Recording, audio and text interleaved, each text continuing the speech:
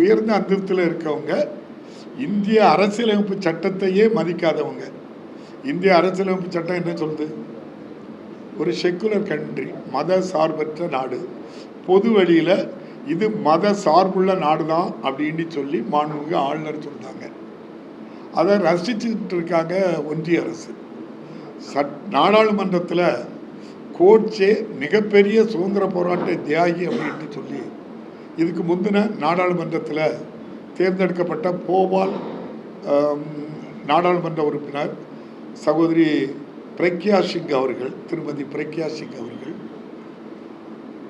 நம்முடைய கோட்சே மிகப்பெரிய சுதந்திர போராட்ட வீரர் அப்படின்னு சொன்னால் அதை அனுமதிக்க அந்த அரசு மகாத்மா காந்தி தேசப்பிதா கத்தின்றி ரத்தமின்றி நமக்கு சுதந்திரத்தை பெற்று தந்த மகாத்மாவை சதி செய்து கொலை செய்தவனையே சுதந்திர போராட்ட தியாகின்னா அப்புறம் நீங்கள் அதுக்கப்புறம் அவங்களுடைய சித்தாந்தத்தை தெரிஞ்சதுக்கப்புறம் நம்ம அவங்களுக்கு பதில் சொல்ல வேண்டிய அவசியமே இல்லை.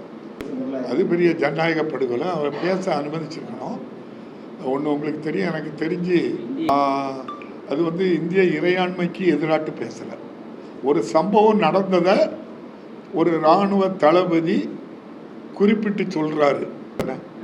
அவர் ஒரு குறிப்பிட்டு சொல்கிறாரு. நான் எம்எம் ரவானேன்னு நினைக்கிறேன். அவர் ஒரு புத்தகத்தில் இப்படி இவ்வளோ தூரம் சைனா பீரங்கி படைகள் இந்திய எல்லைக்குள் வந்ததை நீங்களும் நானும் பார்க்கல. அந்த தளபதி பார்த்ததை அவர் ஒரு புத்தகத்தில் குறிப்பிட்டதுக்காக அந்த புத்தகத்தை ரிலீஸ் பண்ணலை. ஆனால் அந்த செய்தி உங்களை மாதிரி பத்திரிகைகள் ஊடகங்களில் வந்திருக்கு.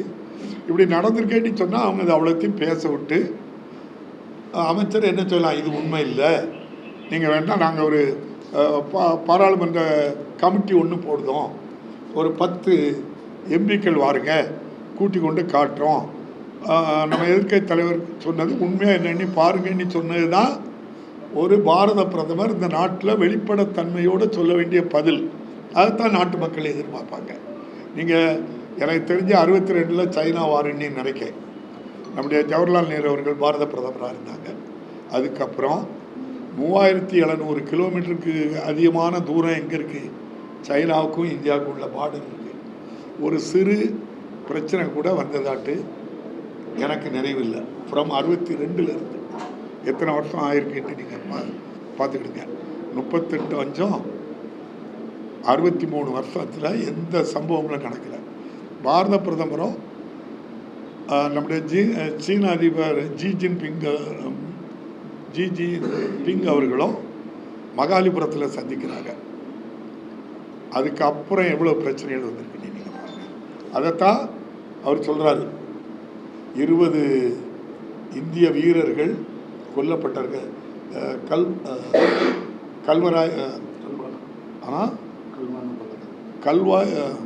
கல்வானா பள்ளத்தாக்கில் அந்த இடத்துல 20 பேரை கொல்றாங்க. அதுக்கும் ஏற்கனவே ஒரு கவர்னர் முன்னால் இருந்தோ என்ன சொன்னால் அந்த பாதையை போனால் பாதுகாப்பு கொடுக்குறாங்க. நான் பிரதமர்கிட்ட சொன்னேன்.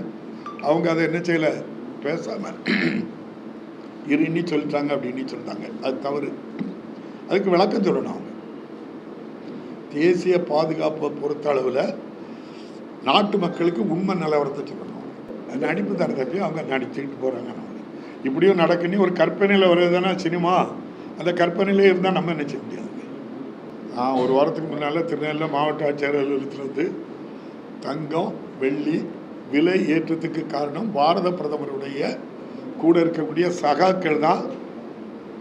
இவ்வளோ பெரிய விலை ஏற்றத்துக்கு காரணம் அவங்க தான். சாமானிய மக்கள்கிட்ட இருந்து இருக்கக்கூடிய பணங்களை எல்லாம் கொள்ளையடிச்சதாட்டி சொன்னேன்.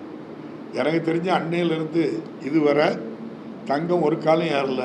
வெள்ளி அநேகமாக 1 லட்சம், ஒரு கிலோவுக்கு 1 லட்ச ரூபா குறைஞ்ச மாதிரி எனக்கு தெரியுது. கெடுப்பாரா இல்லை ஏமாறையும் பண்ணால் கெடுப்பாரே இல்லாமல் கெடும். நம்முடைய பாரத பிரதமரும் மாண்புமிகு நிதியமைச்சர் தான் அதுக்கு பொறுப்பு. நீங்கள் இதை விலையை குறைக்கிறதுக்கு எந்த நடவடிக்கையும் எடுக்கலைன்னு சொல்லி நெல்லையில் சொன்னது டெல்லி வரை கேட்டிருக்குன்னு நினைக்கிறேன். மகிழ்ச்சி. தொடர்ந்து சரியட்டும். சாமானிய ஏழை எளிய மக்களுக்கு பலன் கொடுக்கட்டும். செய்திகளை உடனுக்குடன் தெரிந்து கொள்ள கீழ்கண்ட கேபிள் மற்றும் டிடிஹெச் நெட்வொர்க்குகளில் எம் நாடு செய்தி தொலைக்காட்சியை காணுங்கள். பாதகம் செய்பவரை கண்டால் நாம் பயம் கொள்ளலாகாது பாப்பா. மோதி மிதித்து விடு பாப்பா, அவர் முகத்தில் உமிழ்ந்து விடு பாப்பா. அண்மை செய்திகளை உடனுக்குடன் தெரிந்து கொள்ள இணைந்திருங்கள் எம் நாடு தொலைக்காட்சியுடன்.